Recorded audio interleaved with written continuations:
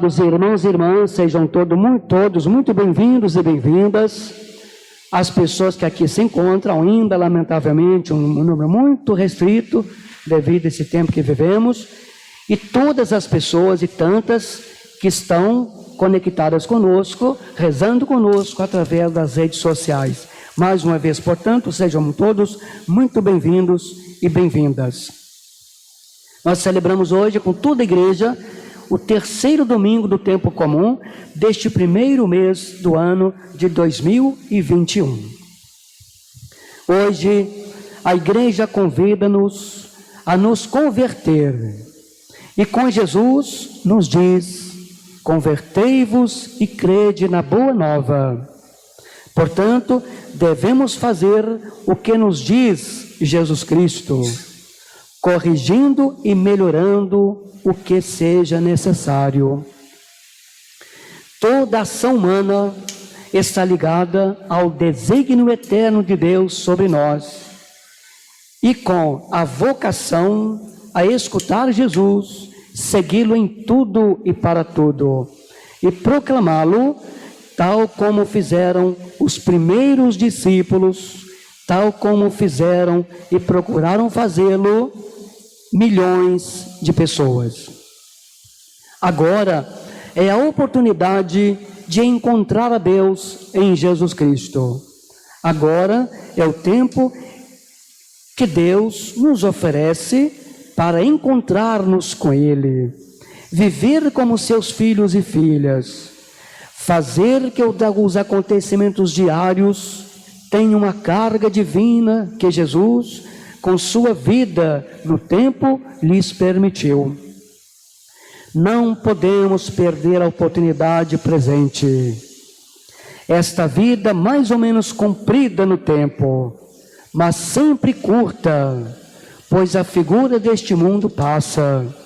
1 Coríntios 7, 31. A quem serão enviados os apóstolos, os discípulos? No Evangelho, parece que Jesus limita a sua missão unicamente a Israel. Não foi enviado senão às ovelhas perdidas da casa de Israel. Mateus 15, 24. De modo análogo, parece que ele circunscreve a missão confiada aos 12. Jesus enviou estes 12 depois de lhes ter dado as seguintes instruções: não sigais pelo caminho dos gentios, nem entreis em cidade de samaritanos, ide primeiramente às ovelhas perdidas da casa de Israel. Mateus 10, 5, seguinte. Assim os 12, chamados a participar na mesma missão de Jesus, cooperam com o pastor dos últimos tempos, indo também eles, em primeiro lugar, às ovelhas perdidas da casa de Israel, isto é, dirigindo-se ao povo da promessa, cuja reunião é o sinal de salvação para todos os povos, o início da universalização da aliança. Longe de contradizer a abertura universalista da ação messiânica do Nazareno, a inicial limitação a Israel da sua missão e da dos 12 torna-se assim o seu sinal profético mais eficaz. Depois da paixão e da ressurreição de Jesus, este sinal será esclarecido. O caráter universal da missão dos apóstolos tornar-se-á explícito.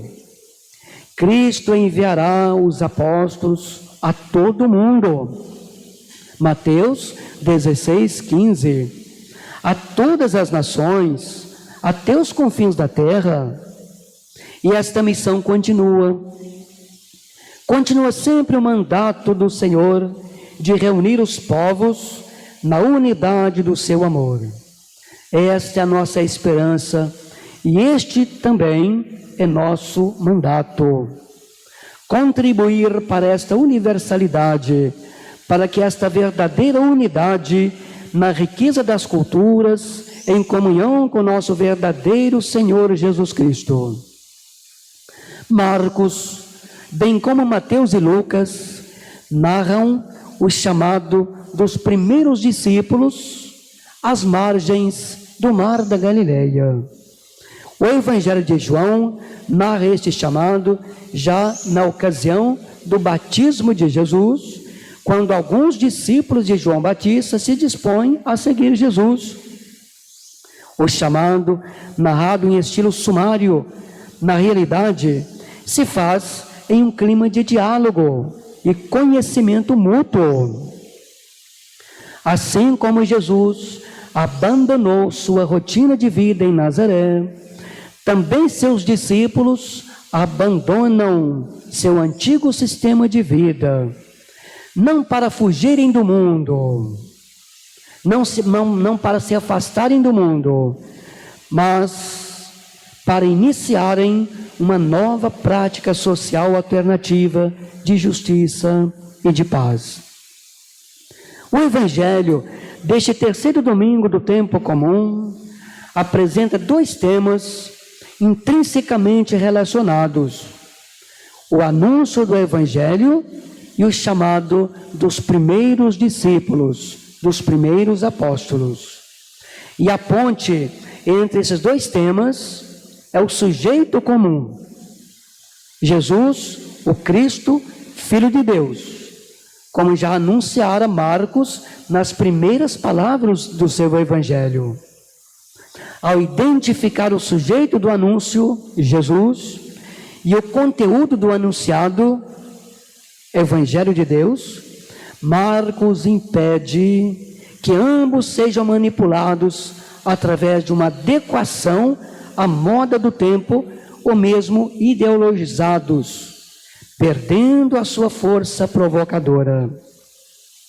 Mas, pelo contrário, tanto Jesus quanto o Evangelho exigem a coragem de deixar tudo, inclusive os projetos pessoais, a barca e as redes, as pessoas mais caras, os pais, a família, chegando até mesmo a perder a própria vida para ganhá-la definitivamente. Marcos 8, 34, 35. Depois que João Batista foi preso, Jesus foi para a Galileia pregando o Evangelho de Deus e dizendo: o tempo já se completou e o reino de Deus está próximo. Convertei-vos e crede no Evangelho. Passando à beira do mar da Galileia, viu Simão e seu irmão André, que lavavam as redes na água, pois eram pescadores, e Jesus lhes disse: segui-me e farei de vós pescadores de homens. E eles, deixando imediatamente as redes, seguiram a Jesus. Caminhando um pouco mais, viu também Tiago e João, filho de Zebedeu. Estavam na barca, consertando as redes, e logo os chamou. Eles deixaram seu pai na barca com os empregados e partiram, seguindo imediatamente Jesus. Marcos relata que Simão e André, deixando imediatamente as redes, seguiram a Jesus. E também que Tiago e João deixaram seu pai na barca com os empregados e partiram, seguindo Jesus. Deixaram tudo para trás, bens, trabalho e família, para seguir Jesus, a despeito do estranho chamado, talvez incompreensível naquele momento, para serem pescadores de homens. Segui-me e farei de vós pescadores de homens. Eles acreditaram sem receio no convite que receberam e mais tarde puderam compreender o significado daquele estranho chamado, pois após a crucifixão, ressurreição e ascensão de Jesus, prosseguiram no cumprimento do mandato recebido, estruturando-se uma comunidade unida em torno da boa nova de Jesus, e prolongando-a até os tempos atuais, sempre seguindo Jesus. Em síntese, a partir daqueles acontecimentos, seguiram os passos de Jesus, indo com ele aonde ele foi. E depois da sua ressurreição, seguiram seus ensinamentos para divulgá-los mundo afora. Esta também é nossa missão. Louvado seja nosso Senhor Jesus Cristo.